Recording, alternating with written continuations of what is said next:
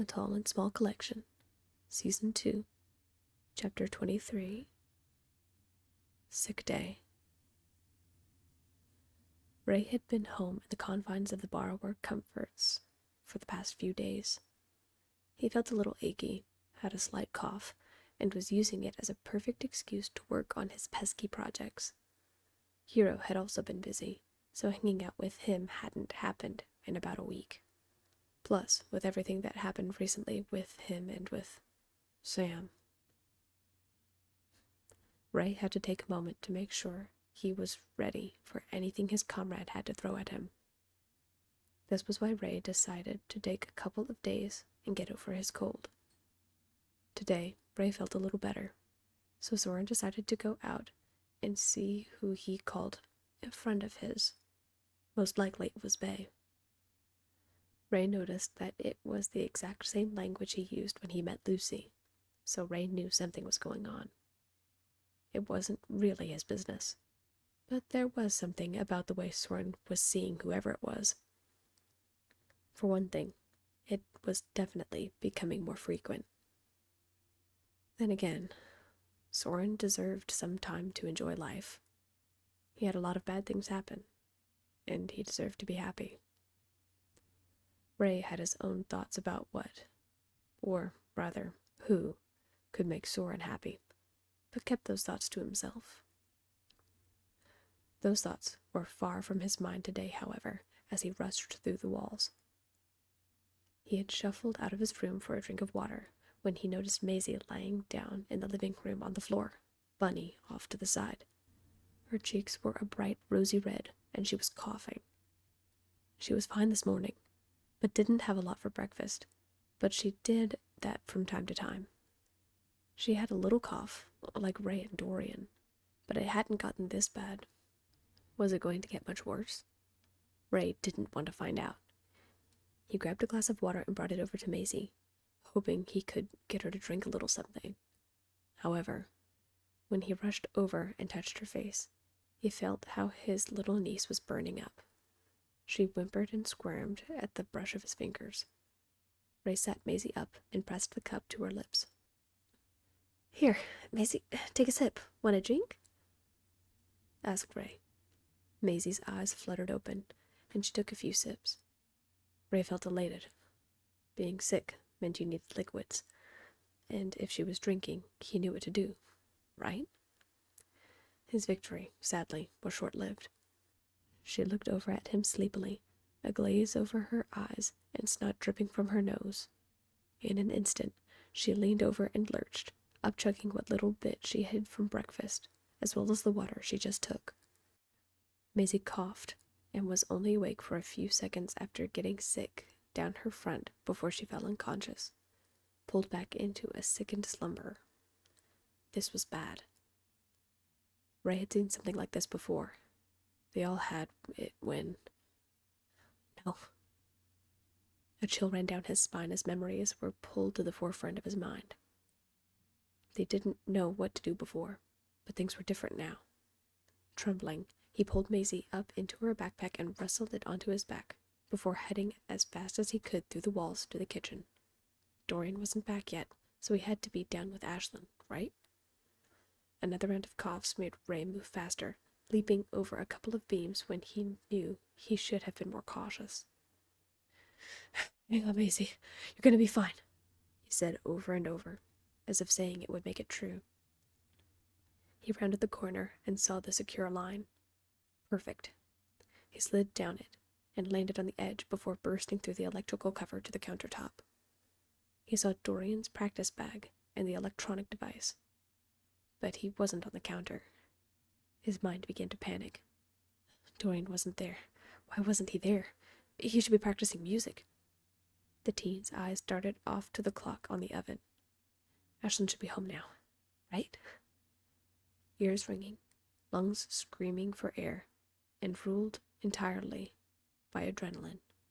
Ray could think of nothing else to do but call out at the top of his lungs. "Dorian! Ashlyn!" He hated that he sounded so desperate and panicked, but Maisie's sudden round of gasping coughs right by his ear sent his heart rate skyrocketing. he heard a shuffle in the next room. They were here. Ray? Ashlyn's voice drifted through the air cautiously. Ray? Is everything okay? Ashlyn's curious tone, filled with concern, in a split second reminded Ray of his mother's tone. It was warm and reassuring and kind, and he was at a loss for what to do for his little niece. Tears in his eyes, he choked back the tightness in his throat to call out again. No, it's not... Maisie! He couldn't finish. All he could do was begin unstrapping her harness off of his back and cradle his brother's child as she whimpered and shivered in his grasp. Instantly, Ashlyn pushed her laptop off of her lap and loosely grasped Dorian to keep him from tumbling off of the blanket as she stood and walked into the kitchen. By the sound of it, Ray was distraught. What was going on? She stepped into the kitchen, Dorian in hand, and immediately saw the borrower teen holding Maisie. Ray had fallen to his knees, Maisie cradled in his arms. His whole body was shaking, but he managed to look up into her eyes. Dorian leaned over Ashlyn's fingers and instantly tensed. Ray, what happened? Is Maisie okay? Called Dorian. Ashlyn lowered Dorian to the countertop as she knelt to hear Ray better. She just got worse a little bit ago. She was coughing, and then she started wheezing. She passed out and is all snotty. Dorian, it's like before. I don't know where Soren is, and she's burning up. And Ray, take a breath, directed Ashlyn. Her voice cut through Maisie's wheezes and whimpers, just long enough to snap Ray out of his scare. Are you okay? Are you hurt? Do you feel sick? Ray barely managed to nod. I'm not hurt, but I have a cough and I haven't felt well, but Maisie. Ray, said Ashlyn, as her hand came behind Ray and brushed against his back. He leaned into the pad of her finger, even though it made his back ache deep in his bones. One thing at a time. So, you're feeling sick too? Ray nodded and tried to breathe deeply and calmly as he held Maisie closer. She whined and squirmed again, but didn't wake up. Ray felt that her skin was clammy from the sweat, but she was shivering harshly. He wasn't able to stop his own shaking. Why was he suddenly cold? Ray, how long has she been like this? Asked Dorian, as he saw both of them. He knelt down and laid the back of his hand against Ray's forehead. Ray, you feel warm. Ray was shivering too. Not long, stammered Ray, as he fought his teeth chattering. As soon as I noticed, I tried giving her water, but she threw that up, stammered Ray. Ray, may I see Maisie? Asked Ashlyn. Instinctively, Ray held his little niece closer and looked down at her. Ashlyn saw his hesitation. The last time someone was sick like this, Lucy, she slipped away. It was like, by letting her go, he was giving up. Ray, you did so good bringing her here. You helped her all by yourself. Now, let me help you both, okay? Smiled Ashlyn. Ray looked up into Ashlyn's comforting blue-gray eyes and nodded. Ashlyn slowly extended her hand and stood as Ray laid Maisie down onto Ashlyn's fingertips. Ashlyn didn't need a thermometer to know Maisie was burning up, dangerously so. Her little cough was pitiful. Ashlyn hoped her face didn't convey how worried she actually felt while holding the borrower baby. They came to her so many times before. They relied on her, just like she relied on them. They needed her, and she needed them. And she refused to let the one time she failed be with Maisie. Ashlyn needed to tend to Maisie, but she still needed the boys' help. She didn't have any special equipment to listen to Maisie's lungs, and she was so small. Ashlyn didn't want to hurt Maisie, as she was trying to help her. "Ray, do you know where Soren is, or where he might be? It's not like him to just wander off," Ashlyn asked as she readjusted her fingers to sit Maisie up slightly. Ray gave a vague shrug in response. He he said he was just going to go see Bay, but he didn't say when he was going to get back. Sometimes he's gone all day when he sees her," replied Ray, obviously starting to come down from his adrenaline high and looking sicker by the second. This wasn't what caught Ashlyn's immediate attention. It was the mention of a her. Someone else. And her name was Bay. Ashlyn had to brace herself against the edge of the counter and pray the borrowers didn't notice the color drain from her face. She felt her insides twist and knot, heart sinking from her chest to her toes. No. It was too late. Ashlyn shook her head quickly to snap herself out of her spiraling when she felt Maisie squirm. These boys and Maisie were the important ones right now. "Right, then, Dorian?" Ashlyn had to clear her throat and refocus her energy. "I need to know if Maisie has a rattle in her chest. Sit her up and listen as she breathes in and out. Just press your ear to her back and listen as hard as you can." Dorian did as Ashlyn directed and sat Maisie up, to which she protested weakly and pressed his ear to her back to listen. I think so," he said, unsure. "I can't tell. Maisie, can you breathe deep, like this?" Dorian tried to direct, but the toddler merely squirmed and whined, tears leaking from her eyes. "It's okay. You're doing well. First things first, you all need some liquids," stated Ashlyn. "All?" asked Dorian. "I don't know what this is, but if you've noticed anyone else coughing, you might have been exposed to something. Plus, you all live together. I noticed you've had a cough and Ray is losing his color. So, we're going to get some kind of sugary, electrolyte-filled drink for energy. I'll get some bone broth soup for you all. And you're all taking a vapor bath to clear out whatever this nonsense is." Soren walked home, feeling, in a word, confused. He spent the whole day with Bay, learning the art of what she called parkour.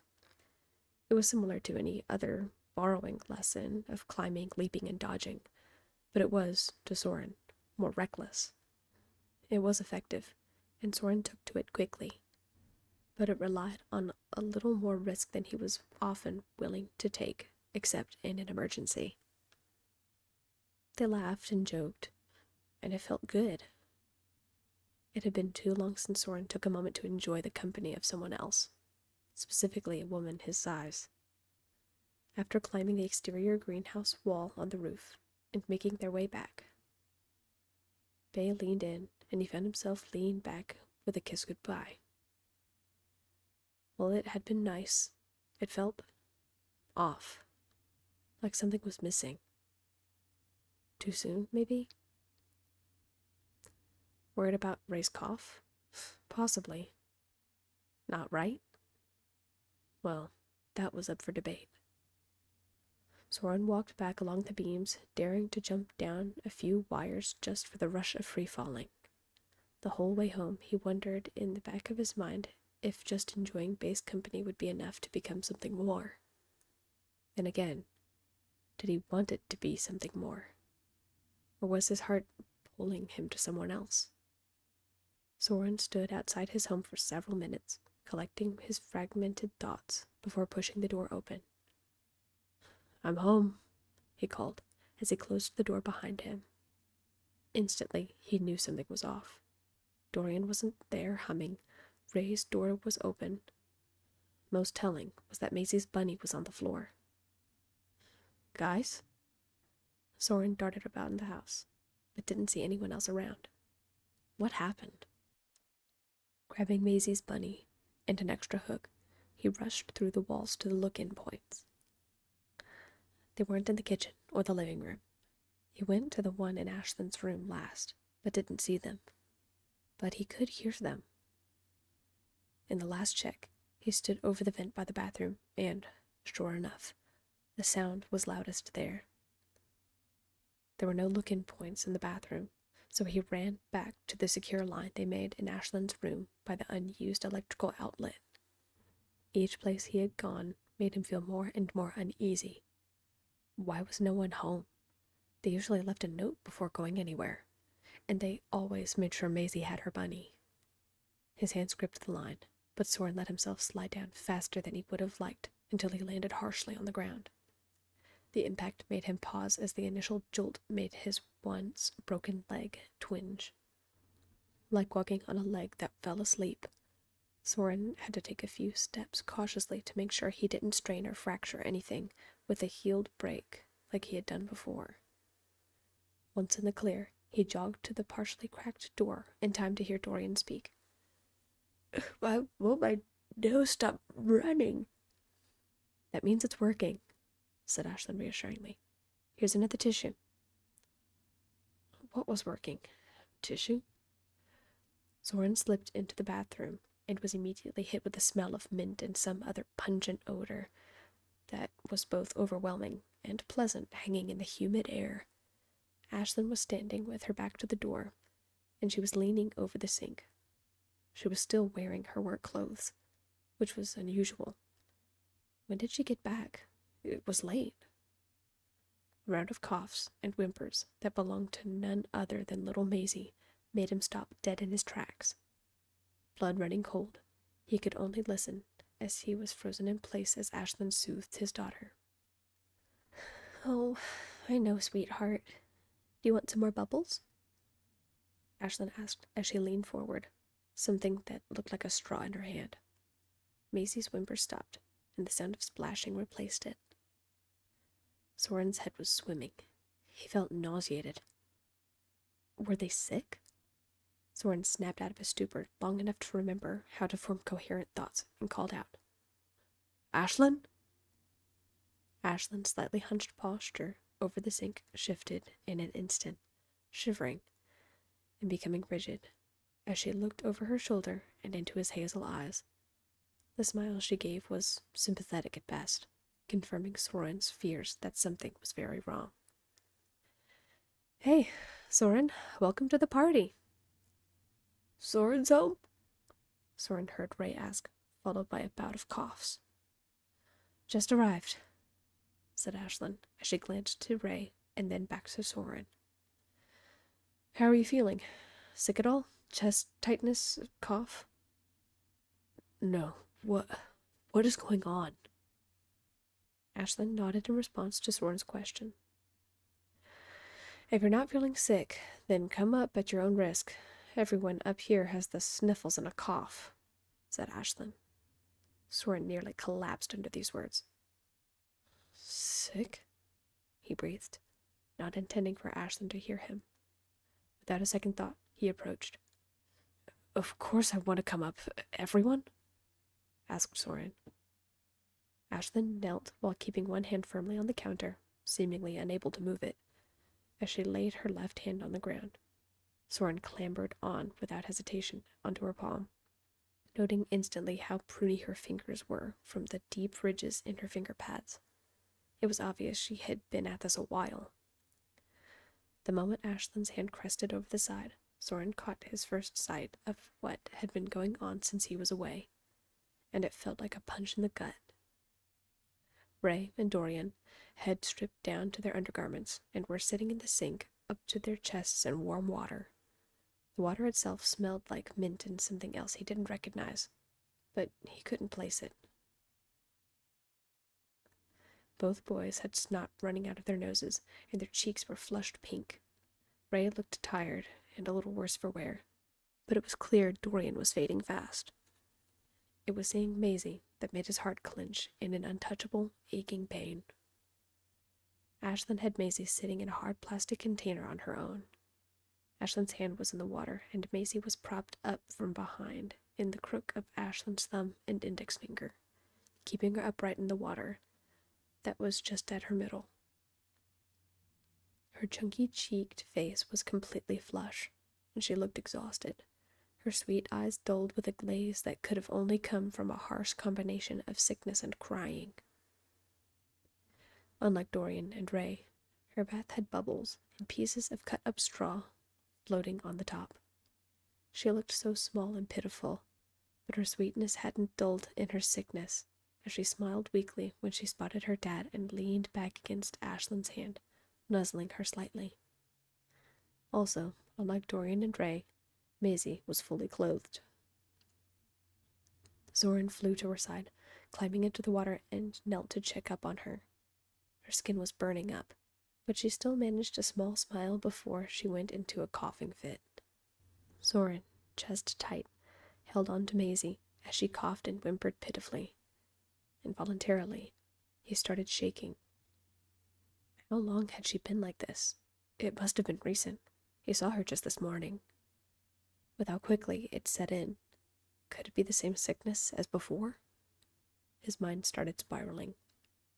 He was away when all of this happened. How could he leave her? Soren.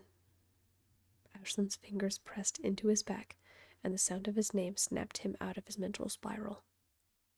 He didn't realize he was taking in panicked breaths. She's okay. We're going to make them better. Soren locked onto Ashlyn's stormy blue-gray eyes and tried to calm his breathing, even though his heart was still beating 1,000,000 miles a minute. How? Was the only word his constricted voice could muster as memories flooded his mind. Seeing Lucy sick in bed, hearing the coughing and wheezing in the other rooms, his own chest rattling as he breathed in and out. Well, first, you all are going to be staying down here for a bit. I'd say you all need some clean clothes, and anything else you can think of that might make your stay here easier. Then, sleep and hydration. I'm going to the store to get some Pedialyte and NyQuil. We're all having my bone broth soup for dinner, and then we're going to bed, said Ashlyn. I can't leave. What if... Soren, Maisie needs a fresh change of clothes, as do the boys, and that's not something I can get them. I need you, and so do they, okay? Nothing is going to happen while you're gone, said Ashlyn. Soren knew she was right, but found letting go of his baby girl the hardest thing he had ever done at the moment. I'll be back, he whispered to her, as he planted a thoughtful kiss on her temple and stepped out of the water. Ashlyn lowered him back down to the ground, and he made his way back to the electrical cover to get into their home. The entire way he scolded himself and let the plaguing guilt overwhelm him. He was away when all of this happened. He leaned against the wall of his home more than once to keep himself grounded as his mind went off to the races. If something happened when he was away, he would never forgive himself. Forcing his mind to focus, he gathered up everything he thought he would need, including cups, clothes, and a few personal accessories before strapping it to his back and descending the walls. Once back, he helped get Maisie cleaned and dried while Ashlyn ran to the store. She brought back the things she mentioned and even found some stickers that could tell temperature. While Ashlyn fixed dinner, they set up a spot on her bedside table. They ate in silence until it came time for taking the first medicine they had ever taken. It's better if you hold your nose, suggested Ashlyn. One big mouthful, and that'll be it for the night. Sadly, they didn't take this advice and breathed too soon. Both Dorian and Ray instantly gagged and winced, tears springing to their eyes. It's gross, they gagged. Ugh, why does it burn? The lights went out while Ashlyn elected to stay up with Soren for a little while longer to make sure Maisie got fluids while she rested. They tag-teamed and dripped water onto Maisie's lips using the corners of a paper towel. Ashlyn and Soren, late in the evening, shared a single look and were instantly reminded of that day years ago. Soren started thinking in the silence of the night about how similar the illnesses had been over these encounters. There had to be a connection. So, first thing, as soon as everyone was well again, was investigating the walls and finding out what was going on. If his family was sick, maybe others were too.